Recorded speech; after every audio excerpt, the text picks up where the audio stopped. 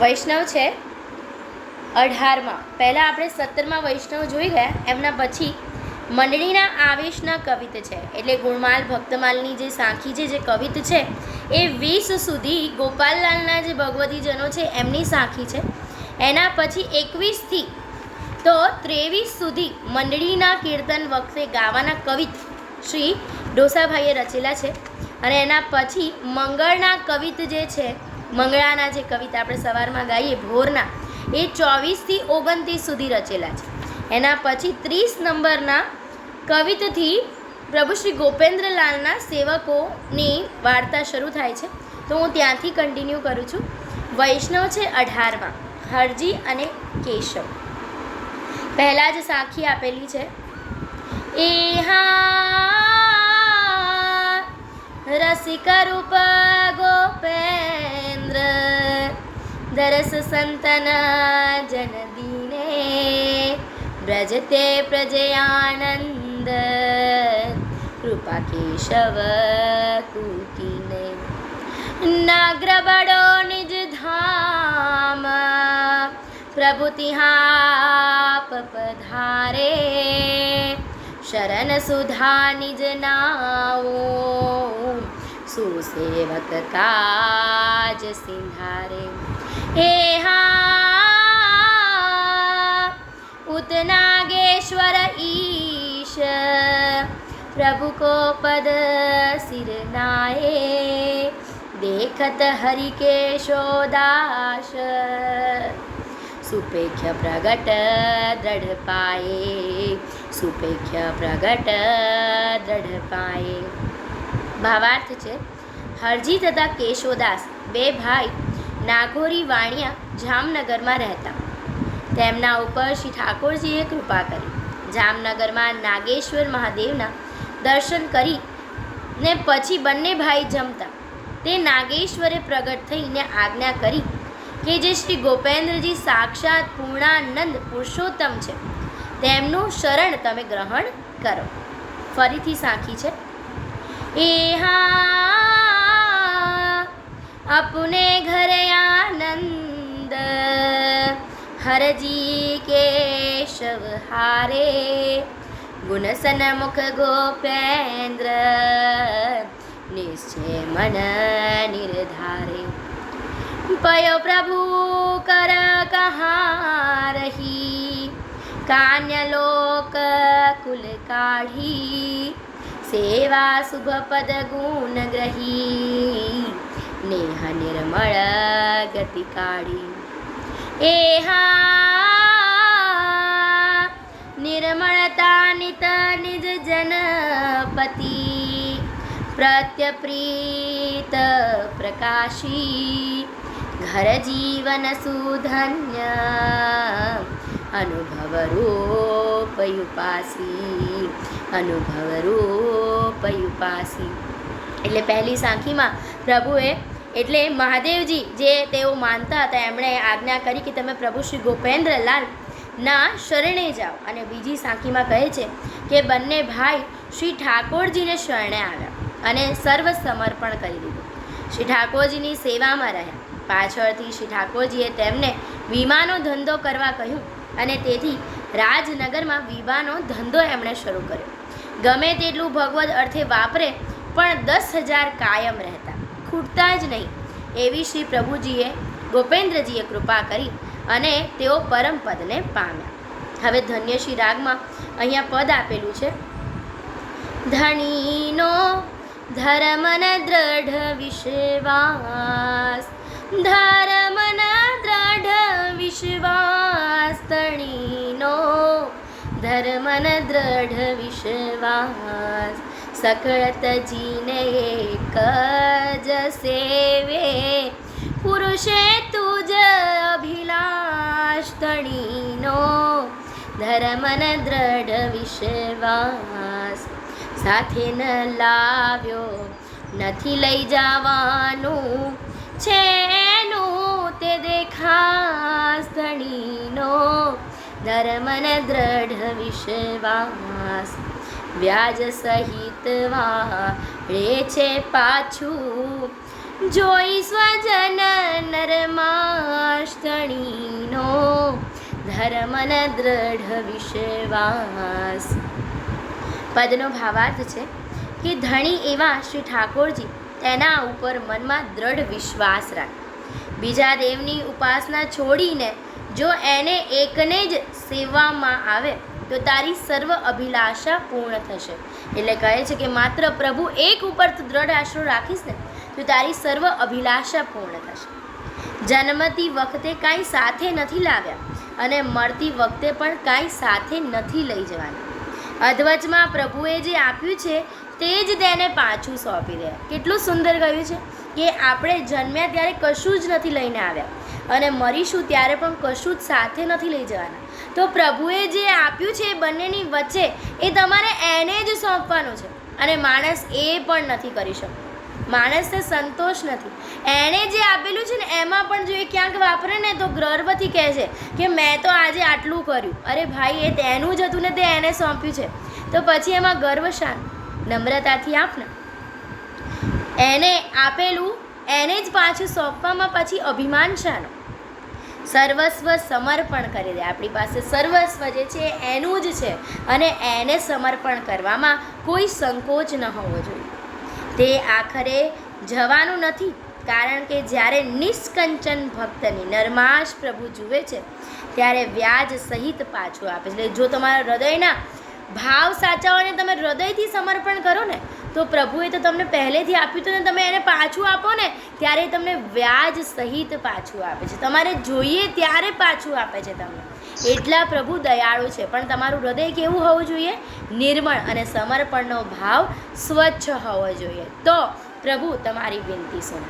આવા પરમ ભગવદીય હરજી અને કેશવભાઈ છે કે જેમણે પ્રભુને સર્વસ્વ સમર્પણ કર્યું છે. આ પ્રસ્તાવના છે અને હવે હરજી અને કેશવભાઈનો પ્રસંગ શરૂ થાય છે. નવાનગરમાં જામનગરમાં હરજી અને કેશવ નામના બે ભાઈઓ નાગોરી વાણિયા રહેતા હતા. બંને ભાઈઓ પ્રભુ પરાયણ હતા. લક્ષ્મી અઢળક હતી. એટલે પ્રભુમાં માનતા અને લક્ષ્મી પણ ખૂબ અઢળક હતી. હવે તેઓ શ્રી ગોપેન્દ્રજીના સેવક થયા તે પહેલાં, એટલે પ્રભુનું સેવક પામ્યા એની પહેલાં તેમને એક નિયમ હતું કે તે હંમેશા નાગેશ્વર મહાદેવના દર્શન કરવા જાય અને પછી જ તેઓ જમે. એ નિયમ ઘણા સમય સુધી તેમણે પાળ્યું પણ ખરું. બંનેમાંથી એક પણ ભાઈ પોતાની ટેકમાં કદાય પણ ચલાયમાન થતા નહીં. એટલે શંકર ભગવાન જે છે નાગેશ્વર મહાદેવ એમના દર્શન કરીને જમતા અને ચલાયમાન પણ ન થયા. ઘણા સમય સુધી એમણે આ ટેક પાડી. હવે એ મંદિર ક્યાં છે તો કહે છે કે તે નાગેશ્વર મહાદેવનું જે મંદિર જે છે એ નાગમતી અને રંગમતી બે નદીઓ જે છે નીચે ઉતરતા તેના સંગમ આગળ એ નાગેશ્વર મહાદેવનું મંદિર એના કાંઠા આગળ આવેલું છે. અને એમનાથી થોડે દૂર આ નાગનાથ જે છે એ એક નાનું એવું ગામડું છે. હવે ગમે ત્યારે વરસાદ હોય ત્યારે આ નદીઓના જે પાણી છે, હવે સંગમ છે એટલે પાણી વરસાદના કારણે વધુ હોય અને તેમાં બહુ જ ભરપૂર પાણી હોવાના કારણે એ મંદિરે પૂજા કરવા માટે જઈ શકતા નહીં આ બંને ભાઈ. અને એટલે કોઈ વખત એવું બનતું કે 2 દિવસ નદીમાં જલનો પ્રવાહ ભરપૂર રહેતો અને તેથી તેમનાથી એ મહાદેવની પૂજા કરવા જઈ શકાતું નહીં અને તેથી તેઓ ભોજન પણ કરતા નહીં અને ઉપવાસ કરવા પડતા. એવી ટેક આ બંને ભાઈઓની હતી. હવે એક સમય શ્રી ગોપેન્દ્રલાલજી પ્રદેશમાં પધાર્યા અને સેવકને કૃતાર્થ કરવા માટે નગરમાં પધાર્યા. હવે પ્રભુએ તો પ્રાગટ્ય જ લીલાધરે તો પ્રાગટ્ય જ લીધું છે ને એના જીવને શરણે લેવા માટે. એટલે હવે સેવકને પોતાના શરણે કરવા માટે, એના ઉપર કૃતાર્થ કરવા માટે અને કૃપા કરવા માટે તેઓ નગરમાં પધારે છે પ્રભુ શ્રી ગોપેન્દ્રલાલ. અને પ્રભુજી આસને બેઠા છે. ભગવદ્ ગુષ્ટ ચાલે છે એટલે વચનામૃત ચાલે છે અને વૈષ્ણવો નીચે બેઠા છે અને બધા ધ્યાનથી સાંભળે છે. હવે આ વખતે હરજી અને કેશવ બંને ભાઈ પણ ત્યાં આવેલા છે. વૈષ્ણવોનો સમૂહ જોઈ બંને ભાઈઓ બહુ જ હર્ષ પામે. એટલે પ્રભુના વચનામૃત ચાલે છે, વૈષ્ણવો બેઠા છે અને એ બંને જોઈ અને બહુ આનંદિત થાય છે. ઘણો જ સમય વીતી ગયો. હવે જ્યાં આગળ પ્રેમના ચિત્રાજ ઊભા હોય એટલે કે પ્રેમના રાસેશ્વર પ્રભુ હોય અને એમની વાણી ચાલતી હોય તો એ રસમાંથી કોને ઉઠવાનું મન થાય? એમ અહીંયાથી પણ કોઈને ઉઠવાનું મન થતું નથી. ત્યારે પ્રભુ શ્રી ગોપેન્દ્રલાલ સાંભળે એવી રીતે હરજી અને કેશવ વિનંતી કરીને કહેવા લાગ્યા કે પ્રભુ અમારે દર્શનનો વખત થઈ ગયો છે, માટે રજા લઈશું. એટલે એમને તો નિયમ હતું, એટલે એમ કહે છે પ્રભુ શ્રી ગોપેન્દ્રલાલને કે ભાઈ અમારે તો મહાદેવના દર્શન કરવા જવાનો સમય થઈ ગયો છે, તો અમે તમારી રજા લઈએ.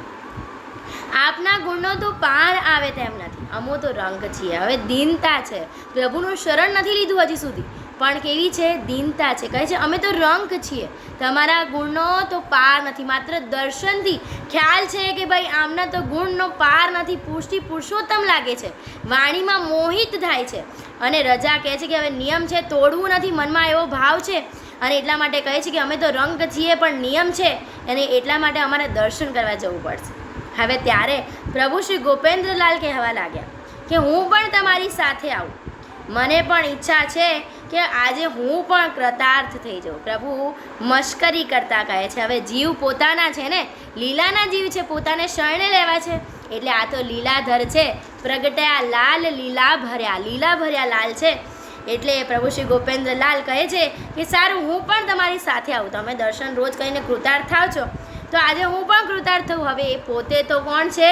પુષ્ટિ પૂર્ણ પુરુષોત્તમ છે. હવે એના માટે હું અહીંયા પ્રભાતી જે છે પેજ નંબર 47 ઉપર છે, રસમાલિકા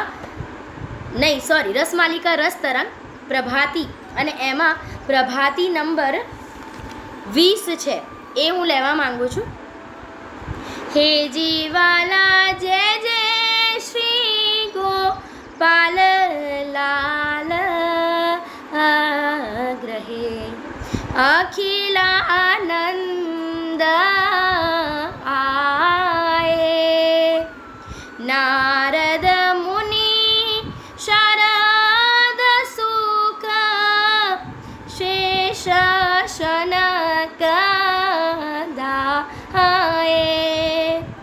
જય જય શ્રી ગોપાલ લાલ ગ્રહે.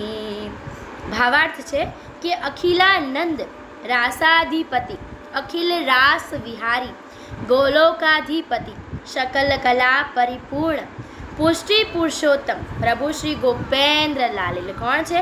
આટલી બધી ઉપમા આપી અને છતાંય ઓછી પડે એવા રાસ વિહારી પ્રભુ ગોપેન્દ્રલાલનું પ્રાગટ્ય પ્રભુ શ્રી ગોપાલલાલના ઘરે થયું છે, અને ત્રિભુવનમાં જય જયકાર થઈ ગયો છે. બધા દેવતાઓ જેવી રીતે કે સ્વર્ગમાંથી નારદ, પાતાળમાંથી શેષજી અને તેના શિષ્યો સનક ઋષિઓ, ભૂતળ પરથી સુખદેવજી, અનેક દેવતાઓ પ્રભુના જન્મ વખતે અહીંયા ગોકુળમાં આનંદનો દર્શન કરવા માટે, આનંદ નિધિ જે પ્રગટ્યા છે, પૂર્ણ પુરુષોત્તમ જે પ્રગટ્યા છે, એમના દર્શન કરવા માટે દોડી જાય છે. આગળ કહેતા હરિદાસ કહે છે હે જીવાલા જાકો નિગમ ગમ કહત હૈ પાર નહીં પામે. ઉમિયાપતિ અરુ વિરંચી સુર કમલા ગાવે. હે જીવાલા જય જય શ્રી ગોપાલ લાલ ગ્રહે. એટલે કહે છે કે પ્રભુ શ્રી ગોપાલલાલના ગ્રહે કળિયુગમાં જે પરિપૂર્ણ પુષ્ટિ પુરુષોત્તમ પ્રભુ શ્રી ગોપેન્દ્રલાલનું પ્રાગટ્ય થયું, તેના ગુણગાન બ્રહ્મા, શિવ, ઇન્દ્ર તથા લક્ષ્મીજી નિત્ય કરે છે. એટલે બ્રહ્મા, શિવ અને મહેશ, એમ બ્રહ્મા, વિષ્ણુ અને મહેશ ત્રણેય, અને લક્ષ્મીજી પોતે તેમના ગુણગાન કરે છે. આ લીલાનો પાર વેદ, શાસ્ત્રો અને પુરાણો પણ પામી શકતા નથી, એવું અગાધ રસ છે. કેમ કે વેદ કહે છે કે કલીમાં અવતારની બંદી છે. કલિકારની વાર્તા આપણે સર્વ કોઈ જાણીએ છીએ, ભાગવતજીમાં આવે છે કે તે વખતે તેણે વર માંગેલું કે પ્રભુ અવતાર નહીં લે, એટલે કે અવતારની બંધી છે, પરંતુ પુરુષોત્તમની લીલા તો સ્વતંત્ર સર્વત્ર અને સ્વનો અભિલેખિત છે. એટલે પ્રભુ તો પૂર્ણ પુરુષોત્તમ છે, ને એમની જે લીલા છે એ પોતે સ્વતંત્ર છે, સર્વત્ર તે લીલા કરી શકે છે. પરિપૂર્ણ પુરુષોત્તમ તો કરતું, અકર્તું અને અન્યથા કરતું સમર્થ છે. કલીમાં પોતાના ભક્તોના મનોરથ પૂર્ણ કરવા માટે અને તેમનો નિસ્તાર કરવા માટે તથા નિજજનોની પ્રીતિને કારણે પરિપૂર્ણ પુષ્ટિ પુરુષોત્તમે શ્રી ગોપેન્દ્ર સ્વરૂપે પ્રાગટ્ય લીધું છે. એટલે ગોલોકાધિપતિએ પોતે પોતાના જીવોનો નિસ્તાર કરવા માટે પ્રાગટ્ય લીધું છે. હવે આ કારણ સ્વરૂપને બીજા કોઈ જાણી નથી શકતા. જેમને પૂર્વની પ્રીતિ છે, જેઓ ભગવદી છે, તેઓ જ જાણી શકે છે.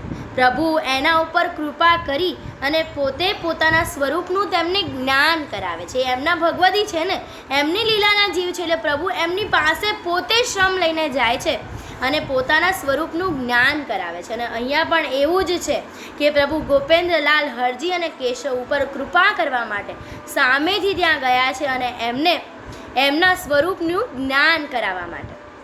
એટલે પ્રભુ કહે છે કે હું પણ આજે તમારી સાથે આવું છું. હવે શ્રી ઠાકોરજી બધું ઘોડી ઉપર સવાર થાય છે. સંઘમાં કેટલાક વૈષ્ણવો પણ ચાલ્યા છે સાથે.